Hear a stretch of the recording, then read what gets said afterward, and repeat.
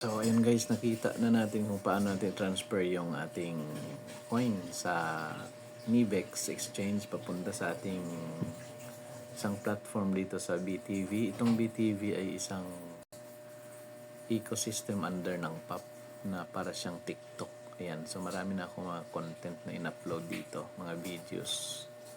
Ayan, so pwede nang panoorin niya ng ibang users and then pwede na silang mag-tip, no? May tipping na tinatawag, may reward system ito.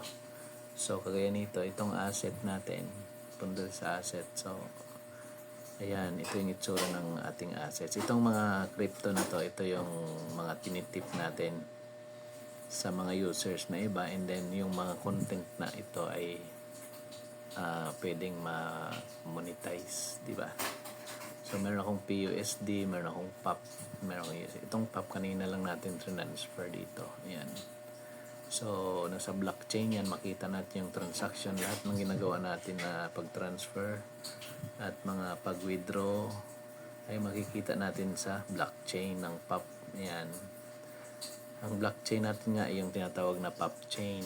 So itong PAP chain, paano tayo makaipon ng PAP coin, di ba? So itong PAP coin ay pwede nang bilhin ito sa coin market cap.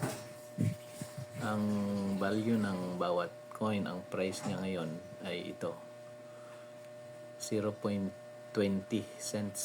Ayan, so mura pa siya. Pwede kayong bumili dito, or ang pangalawang option ay pwede kayong mag-mine. Bili kayo ng hash rate. Ayan, dito.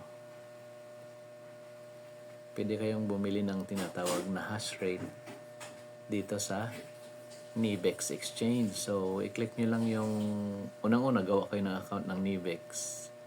Meron kayong kakilala na hingin nyo yung referral code para makagawa kayo ng account. So, and then punta kayo sa Discover kapag meron na kayong account. Punta nyo sa Discover, meron itong PAP hash rate. So, dito tayo bumibili ng hash power. Yan, pag enter up, meron dito nakalagay node purchase or hash power purchase.